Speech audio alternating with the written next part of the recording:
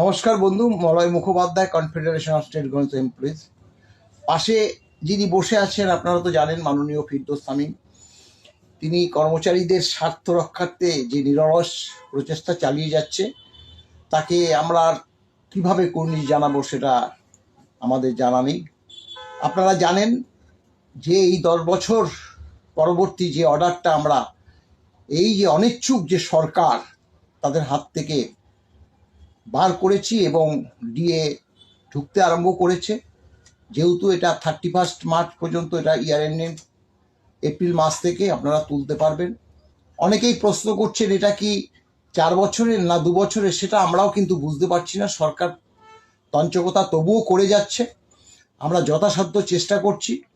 সেই ব্যাপারে তো একমাত্র দেখুন, এই সরকারকে আমরা যে গ্যারান্টি নেট কর্মচারীর জন্য বারবার চিঠি দিচ্ছি, আগামী যে এই যে রিপোর্ট হাই পাওয়ার কমিটি, সেটা তো আমাদের কাছে দেয়নি, সেটা সর্বোচ্চ আদালতে জমা দিয়েছে। আমরা মাননীয় বিকাশবাবু, ফিরদৌস সামিম, তারা নিজেরা কথাবার্তা বলেছে আগামী 15ই এপ্রিল মামলাটা উঠবেই। সেই প্রেক্ষিত কি বার্তা পরিবেশিত হবে সেটা মাননীয় ফিরদৌস সামিমের কাছ থেকে আপনারা শুনে নিন। তিনি কয়েকটি ব্যাপারে, এই 15 এপ্রিলের ব্যাপারে আপনাদের সামনে সেই বক্তব্য তুলে ধরছে। দেখুন, আপনারা জানেন ইতিমধ্যেই যে রায় কি হয়েছে।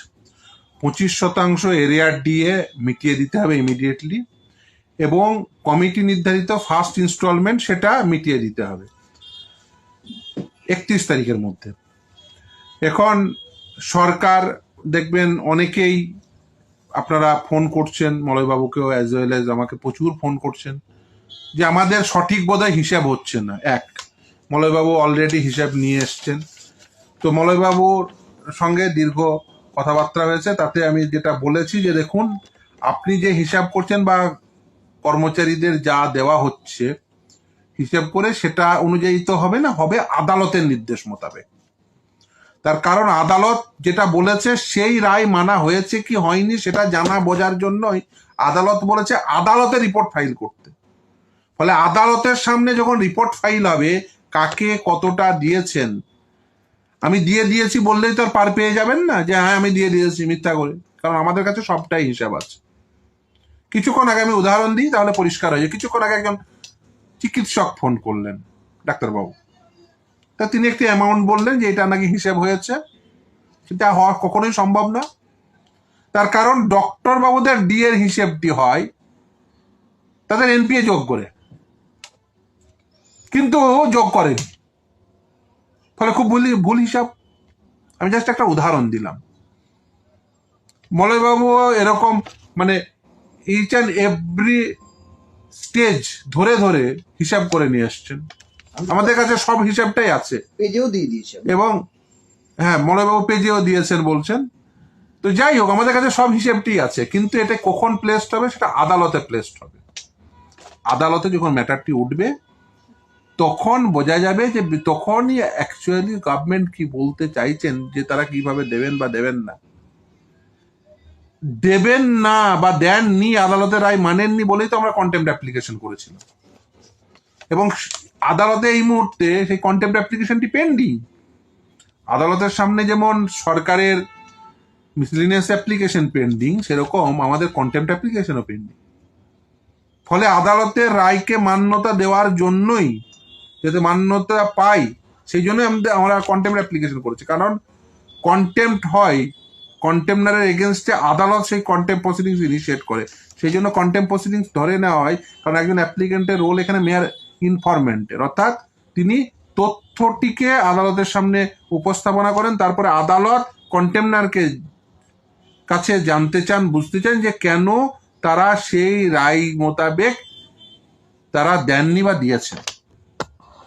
সেখানে তাদের বলতে হবে যে তারা টাকাটি সম্পূর্ণভাবে দিয়েছেন বা তারা নিজের মতো করে কেন ইন্টারপ্রেট করেছেন, তাদের বলতে হবে। ফলে আমাদের অপেক্ষা করতে হবে সেই রিপোর্ট অনুযায়ী, সেই রিপোর্টের জন্য এবং আদালতের প্রসিডিংস এর উপরে। ফলে আদালতে যেহেতু contempt proceedings pending, each and every পয়সা আমরা আদায় করব, পয়সা। কারণ এটা কর্মচারীদের আইনসঙ্গত অধিকার বলে প্রতিষ্ঠা পেয়েছে 7 বার জয়ের পরে। ফলে এটা ভাবার কোনো কারণ নেই যে সরকার ছাড় পেয়ে যাবে।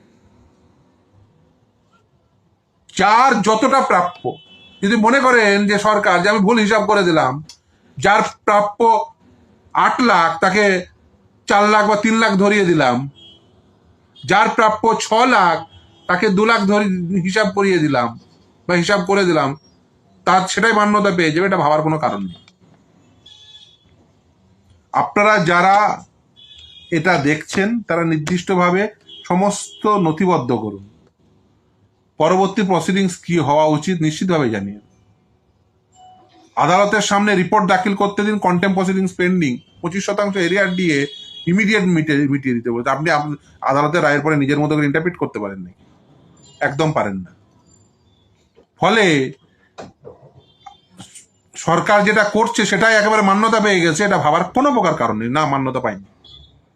আদালতের রায় আছে, আদালতের রায়কে মান্যতা দিতে হবে সরকারকে, না দিলে সেটা কন্টেম্পচুয়াস।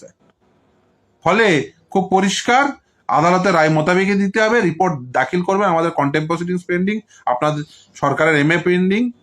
আদালত দেখবে যে তার রায় কেন এখনো পর্যন্ত মান্যতা পায়নি। নিশ্চিতভাবে আমরা আদালতের সেই রায়ের জন্য অপেক্ষা করছি, আদালতের এই প্রসিডিংস এর জন্য অপেক্ষা করছি। রিপোর্ট ফাইল করুক এবং আমাদের যা যা ডকুমেন্ট রয়েছে, যা যা নোটিফিকেশন রয়েছে, এবং শুধু তাই না, শিক্ষক শিক্ষাকর্মী থেকে শুরু করে গ্রান্টেড এডের কর্মী সকলেই, তারা প্রত্যেকেই যারা এই রোপা রুল 2009-এর যে ডেফিনেশন ছিল সেই ডেফিনেশন ওয়াইজ গভর্ন হন, DAICPA অনুযায়ী দিতে হবে, তারা প্রত্যেকেই হকদার, তারা প্রত্যেকেই পাবেন, পাওয়ার হকদার। প্রিন্সিপাল ডিসাইড করে দিয়েছে সুপ্রিম কোর্ট। এরপরে আপনি শুধু বিষয়টিকে প্রলং করার জন্য প্রভেদ করবেন, কর্মচারীদের বিভেদ সৃষ্টি করবেন, এটা হয় না। ফলে প্রত্যেকেই প্রাপ্য, এবং যতটা প্রাপ্য সেই সময়ের নোটিফিকেশন অনুযায়ী, AICPA এর হিসাব অনুযায়ী প্রত্যেকে ততটাই পাবেন। 1 টাকাও কাউকে কম দেওয়া যাবে না। যাদের NPA যুক্ত করে DA ক্যালকুলেশন করতে হবে, তাদের NPA যুক্ত করে DA ক্যালকুলেশন করতে হবে। যাদের যতটা প্রাপ্য তাকে ততটাই দিতে হবে। তিনি ইন সার্ভিস হন, তিনি পেনশনার হন, প্রত্যেককে। ফলে এখানে নতুন করে আদালতের রায়ের ইন্টারপ্রিটেশনের কোনো প্রকার সুযোগ নেই। যারা করছেন তারা ভুল করছেন। সরকার যদি মনে করেন যে না, এদেরকে বঞ্চিত করবো, আবার বঞ্চিত করতে পারবেন না।